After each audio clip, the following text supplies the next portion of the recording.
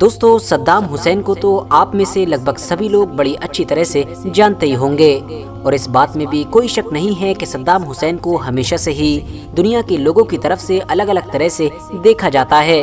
کوئی ان کو ہیرو مانتا ہے تو کوئی ان کو ویلن بھی مانتا ہے، مگر وہ ایک بات کہ جس پر لگ بھگ سبھی لوگ ایگری کرتے ہیں وہ یہ ہے کہ صدام حسین پچھلے 60 سے 70 سال کے مسلم اتہاس کے سب سے طاقتور اور سب سے مشہور نیتا تھے۔ یعنی پچھلے 50 سے 60 سالوں کے اندر پوری مسلم دنیا کے اندر شاید ہی کوئی صدام حسین جیسا طاقتور اور مشہور نیتا پیدا ہوا ہے۔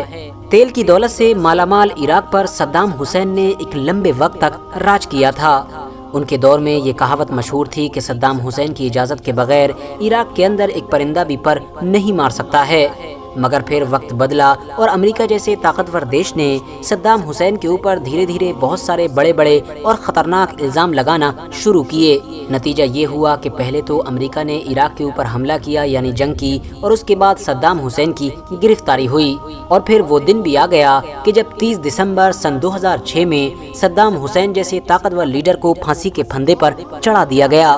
ورتھ نوٹسنگ بات یہ ہے کہ جس دن صدام حسین کو پھانسی دی گئی تھی یہ دن اسلامک کیلنڈر کے حساب سے 10 ذی الحجہ کا دن تھا، یعنی کہ اس عید کا دن کہ جس عید میں مسلمانوں کے گھروں پر قربانی دی جاتی ہے۔ ساتھ ہی ساتھ انٹرسٹنگ بات یہ بھی ہے کہ صدام حسین کی پھانسی اتہاس کی وہ عجیب و غریب پھانسی کی سزا تھی کہ جس کو پوری دنیا کے ہر عام اور خاص انسان نے اپنی ٹی وی اور موبائل کے اسکرین پر بڑی آسانی کے ساتھ دیکھا تھا۔ فی الحال دوستو صدام حسین کے ساتھ تو جو کچھ بھی ہوا اس کے بارے میں آپ میں سے لگ بھگ سبھی لوگ بڑی اچھی طرح سے جانتے ہی ہوں گے، اور آپ لوگوں نے اس پورے انسیڈنٹ کے بارے میں بڑی گہرائی کے ساتھ پڑھ اور سن رکھا ہوگا۔ مگر آج کی اس ویڈیو میں ہم بات کریں گے صدام حسین کی ان دو بیٹیوں کے حالات کے بارے میں کہ جو صدام حسین کی زندگی میں ان کے حد سے زیادہ عزیز اور حد سے زیادہ لاڈلی ہوا کرتی تھیں، کہ آخر صدام حسین کے ختم ہوتے ہی ان کی ان دونوں عزیز اور پیاری بیٹیوں کی زندگیاں پوری طرح سے کیسے بدل گئی تھیں، اور کیسے صدام حسین جیسے امیر اور طاقتور لیڈر کی بیٹیاں ڈائریکٹ محلوں سے جھوپڑیوں میں آ گئی تھیں۔ یہ کہانی ہے صدام حسین کی دو لاڈلی بیٹیوں یعنی کہ رغد اور رانا حسین کی۔ ان کے بارے میں یہ مشہور ہے کہ صدام حسین کی زندگی میں ان دونوں کے پاس 3 محل ہوا کرتے تھے۔ رغد حسین کے محل میں 12 گاڑیوں کے ساتھ ساتھ 52-53 کے قریب نوکر ہوا کرتے تھے۔ رغد حسین کے صرف اور صرف ایک محل کا خرچہ ہی سالانہ $50 ملین کے قریب بتایا جاتا تھا۔ وہیں دوسری طرف رانا حسین کو اسپیشل چیزوں کا بہت شوق تھا۔ رانا حسین کے بارے میں یہ مشہور ہے کہ رانا حسین کے لیے سرکہ جنیوا کی ایک کمپنی خاص طور سے تیار کیا کرتی تھی، اور رانا نے اس کمپنی کے ساتھ یہ کانٹریکٹ کر رکھا تھا کہ وہ اس خاص سرکے کو کسی بھی دوسرے کسٹمر کو نہیں دے گی۔ ساتھ ہی ساتھ آپ کو جان کر حیرانی ہوگی کہ رانا حسین کے اسپیشل شوز بھی اٹلی کی ایک کمپنی کی طرف سے تیار کیے جاتے تھے۔ رانا حسین کے لیے اسپیشل کپڑے اور خوشبو بھی پیرس سے منگائی جاتی تھی۔ پورے کے پورے بغداد میں یہ مشہور تھا کہ جس طرح کی خوشبو رانا استعمال کرتی ہے اس طرح کی خوشبو پورے عراق میں کسی بھی عورت کے پاس موجود نہیں ہے۔ رانا کے صابن کی کہانی بھی کچھ اسی طرح ہے، جو لندن میں تیار کیا جاتا تھا اور خاص رانا کے لیے ہی ہوا کرتا تھا۔ یہ دونوں کی دونوں صدام حسین کی بیٹیاں شادی شدہ تھیں، جن کے اپنے بچے بھی تھے، اور ظاہر ہے ان کے بچے بھی ایک شاہی زندگی ہی گزارا کرتے تھے۔ ان لوگوں کے پورے محل ایئر کنڈیشن ہوا کرتے تھے، ایون گھوڑوں کے استبل اور ان گایوں کے باڑوں میں بھی فل فیسلٹیز اویلیبل ہوا کرتی تھیں کہ جن گایوں کے ذریعے سے محل میں رہنے والے لوگوں کو دودھ پرووائڈ کرایا جاتا تھا۔ محلوں کی صاف صفائی کے لیے بھی بہت سارے نوکر اور بڑی بڑی مشینیں بھی ہمیشہ تیار رہا کرتی تھیں۔ دوستو اس دور میں یہ دونوں شہزادیاں اور ان کے بچے عراق کے جس علاقے سے بھی نکل جایا کرتے تھے اس علاقے میں رہنے والے لوگ حقیقت میں ان کے لیے اپنی پلکیں بچھا دیا کرتے تھے، مگر پھر وقت نے اپنے آپ کو پوری طرح سے بدلا، اور کچھ دنوں کے بعد ہی یہ محلوں میں رہنے والے لوگ بغداد کے ان 2 چھپے ہوئے ایسے کمروں میں رہ رہے تھے کہ جہاں پر نہ تو بجلی تھی اور نہ ہی پانی موجود تھا۔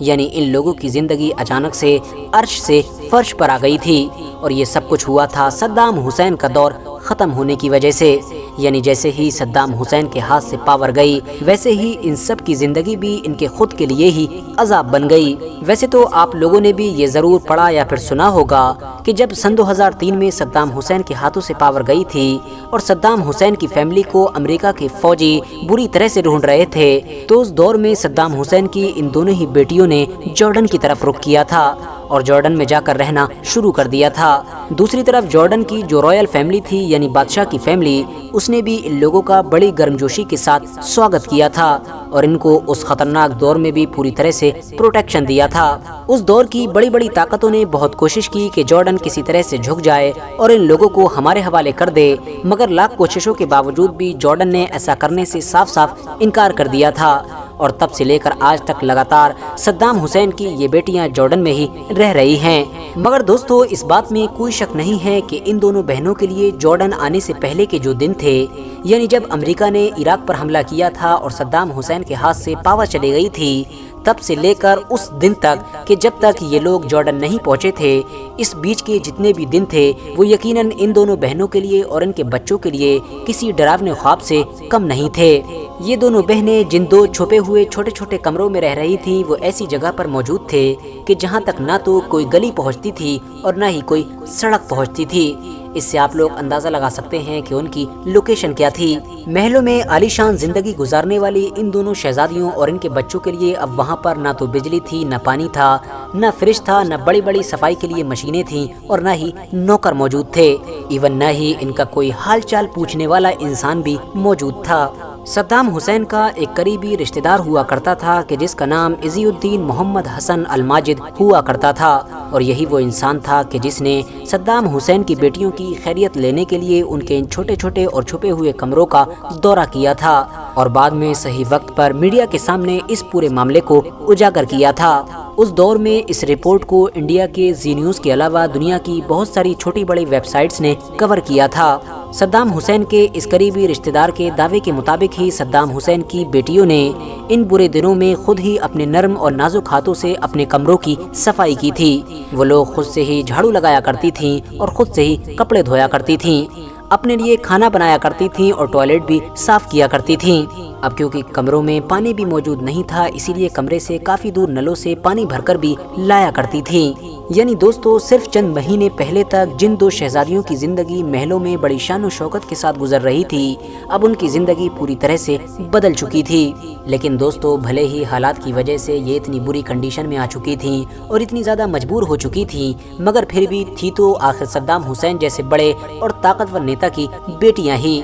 इसीलिए वो वक्त बहुत जल्द ही आ गया कि जब जॉर्डन जैसे देश ने इनको पनाह दी और एक बार फिर से इनको अपनी नई जिंदगी शुरू करने का मौका मिला, और आज तक ये लोग जॉर्डन में ही अपनी जिंदगी गुजार रही हैं। फिलहाल दोस्तों, आज की अपनी वीडियो को हम यहीं पर ख़त्म करते हैं। वीडियो पसंद आने पर न सिर्फ वीडियो को लाइक करें बल्कि अपने फ्रेंड्स के साथ भी ज़रूर शेयर करें, और इसी तरह की नॉलेजेबल और हिस्टोरिकल वीडियोस हमेशा देखने के लिए हमारे इस चैनल को सब्सक्राइब करके साथ ही में बेल आइकन को भी प्रेस कर दें।